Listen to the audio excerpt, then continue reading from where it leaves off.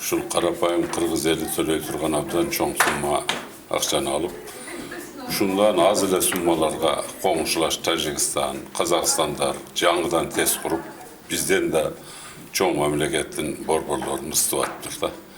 Анан бул жерде биздин депутаттыктар өз милдетин так аткарып, ушуну акырын териштирип кетип атат. Барып, баягы жиптин учугу каерден табыларына уже карапайым элдин эле көзү жетип калды.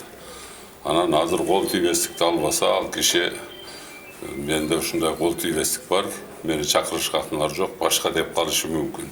Эми бул жерде азыр бүдөмүн, бирок ошол эле жерде кечээки 2 күндүк, 3 күндүк парламенттеги териштирүүлөрдө эл абдан мурдагы бийликке нааразы болуп калышты. Бири-бирине төңкөп, ал билет, бул билет.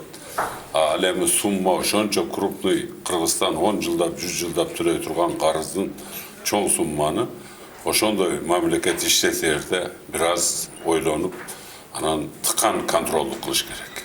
Эч ким биз билбейбиз.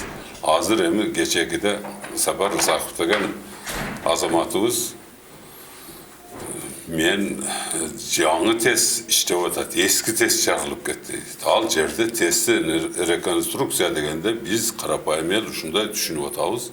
Жалпы ошо тест ийне жибинен баштап тазаланат. Бүт деталдар алмашат деп. Анан бир депутат азаматтык кылып атат.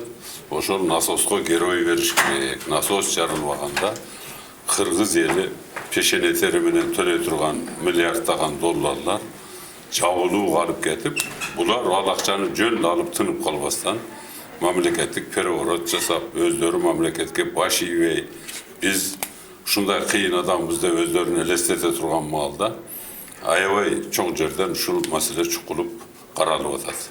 Анан депутаттык комиссияда бир топ мүчүлүштөрдү кетирген. Башында бир эле кычкачты айтып чыгып туруп, кийинки отурумдарда набор көтөрүп келип атат.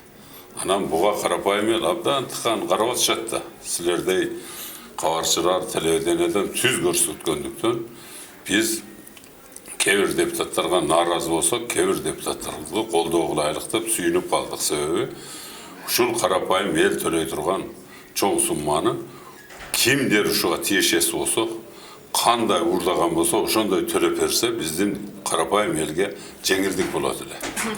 Бул киши мурдагы эки бийликти Акаевди, Бакиевди үй бүлөлүк башкарууга кетти деп коюп, мен өткөндө да айтканмын.